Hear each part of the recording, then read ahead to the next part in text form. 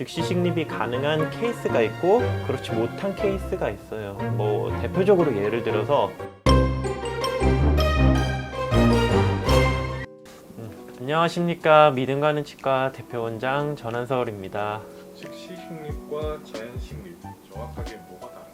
일단은 말씀하신 것처럼 임플란트의 식립 시기를 크게 나누자면은 즉시 식립과 지연 식립 이렇게 크게 두 가지로 나눌 수 있어요. 쉽게 얘기를 하자면은 이를 뽑고 임플란트를 바로 심을 것이냐 아니면은 기다렸다 심을 것이냐, 이 두 가지의 차이점이라고 보시면 되는데요. 당연히 이제 장단점이 있고 우리가 적용할 수 있는 적응증에 조금 차이가 있다라고 보시면 됩니다. 먼저 즉시 식립에 대해서 간단하게 설명을 드리자면은 보통 이제 발치를 하면서 발치를 함과 동시에 그날 임플란트 고정체, 이 픽스처의 식립까지 동시에 이루어지는 것을 얘기를 합니다.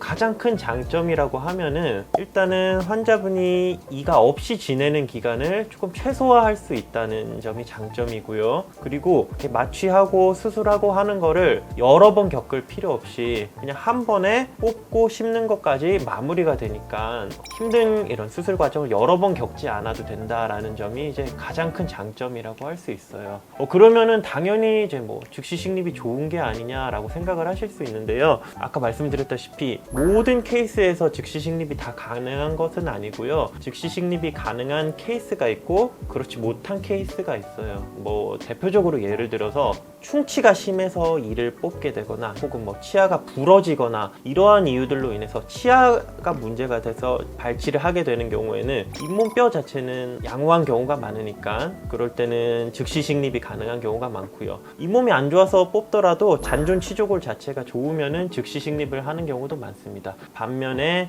잇몸이 많이 안 좋아서 치아가 많이 흔들리면서 발치를 하게 된 경우에는 치조골이 많이 높게 되어서 즉시 식립이 어려워지는 경우가 많습니다. 치아를 바로 뽑고 바로 임플란트 하는 게 가능한 이유가 있나요? 기존에 치아를 잡아주고 치아를 둘러싸고 있던 이 잇몸 뼈가 얼마나 남았는지에 따라서 이게 달라지는 건데요. 사람마다 부위에 따라 또 이 잔존 치조골 양은 다 다르게 남아 있어요. 그래서 이 잔존 치조골이 충분하다라고 한 경우에는 잔존 치조골에 임플란트를 식립을 함으로써 바로 이렇게 초기 고정을 얻을 수 있고요. 근데 뼈가 없거나 혹은 뼈가 있더라도 주변의 신경관이라든지 이런 해부학적 구조물로 인해서 식립이 어려운 경우에는 충분한 이제 기간을 기다려서 치조골의 회복을 기다리고 뼈 이식 후에 수술을 진행을 하게 되는 경우가 있습니다. 환자분들한테 설득을 시키려면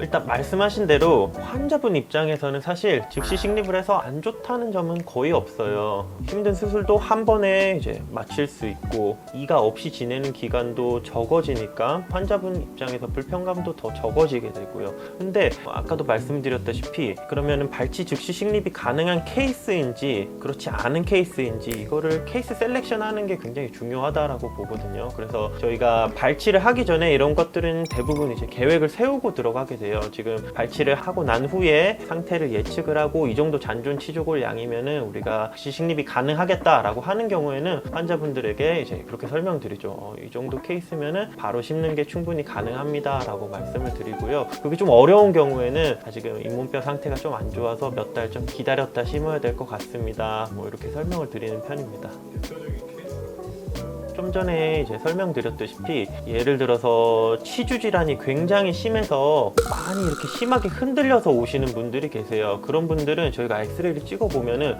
잇몸뼈에 폭탄 맞았다고 표현하는데 정말로 잇몸뼈가 이렇게 뻥 뚫려 있는 경우가 있거든요. 그 정도로 이제 치조골의 흡수가 심한 환자분들 같은 경우에는 초기 고정을 얻을 잇몸뼈가 부족한 경우가 많아요. 그런 경우에는 즉시 식립이 좀 어려워지고요. 아래 어금니 쪽 같은 경우에 뽑고 나서 신경관과의 거리가 너무 가깝다라고 하는 경우에는 즉시 식립을 무리하게 하는 것보다는 조금 기다려서 이를 뽑은 자리에 잇몸뼈가 좀 차오른 뒤에 진행을 하는 게 좋고요. 위쪽에도 뭐 상악동이라든지 해부학적 구조물과의 관계를 파악해서 결국은 바로 심었을 때 초기 고정을 얻을 수 있는지를 판단하는 게 가장 중요한 것 같아요. 회복력으로 봤을 때도 즉시 식립이 더 나을까요? 회복력에서 더 빠르다라는 표현보다는 그런 부분은 있어요. 저희가 이를 뽑고 나서 이 뽑은 자리에 성장인자라던가 이런 것들이 모이면서 치조골 회복이 가장 활발하게 일어나는 시기거든요. 그 시기에 즉시 식립을 이용하면은 치조골의 회복과 임플란트 골 유착까지 빠르게 얻을 수 있다, 이런 얘기가 있기는 합니다. 대신에 발치와 동시에 임플란트 식립까지 고정까지 얻어야 되기 때문에 발치하는 날 아무래도 해야 될 게 조금 더 많아지겠죠. 그러니까 환자분 입장에서 발치하는 날의 과정 자체는 조금 더 힘들어진다라고 볼 수도 있고요. 장기적으로 봤을 때 차이가 난다라고 볼 수는 없어요. 사실 어떤 방법이 더 좋은 방법이라면은 사실 그 방법을 써야겠죠. 근데 우리가 이 두 가지 방법을 케이스에 맞게 쓰는 거는 두 가지 다 케이스 셀렉션만 잘 된다면은 좋은 결과를 나타내기 때문이라고 보시면 됩니다. 식립을 했을 때 실패한 문제는 뭐 있을 것 같아요? 임플란트 식립이라는 게 즉시 식립이라고 실패를 하고 지연 식립이라고 실패를 하지 않고 이런 게 아니라 수술이라는 거는 확률이 낮기는 하지만 실패를 할 가능성이 있기는 해요. 하지만 수술에 우리가 난도에 있어서 일반적으로 즉시 식립이 지연 식립보다 술자 입장에서 조금 더 어렵다라고 얘기를 하기는 해요. 그럴 수밖에 없는 게 발치를 하고 몇 달 지나서 완전히 회복된 이런 평평한 잇몸뼈에다가 임플란트를 심는 것과 이를 뽑은 직후에 이런 울퉁불퉁한 잇몸뼈에 임플란트를 식립하는 것이 술자 입장에서 후자가 훨씬 더 어렵게 되거든요. 잔존 치조골이 충분하지 못한 경우에는 초기 고정이 조금 떨어지는 경우도 있어요. 그리고 만약에 그런 경우라면은 결국 이제 식립을 미루고 뼈이식 정도까지만 해놓고 두세 달 후에 다시 수술을 한다거나 이렇게 하는 경우도 있습니다. 내가 정말로 어떤 케이스인지 어떤 게 나한테 더 적합한 케이스이고 결과가 좋을 건지는 담당 주치의 선생님과 상담을 받아보시고 결정하시는 것이 가장 좋습니다.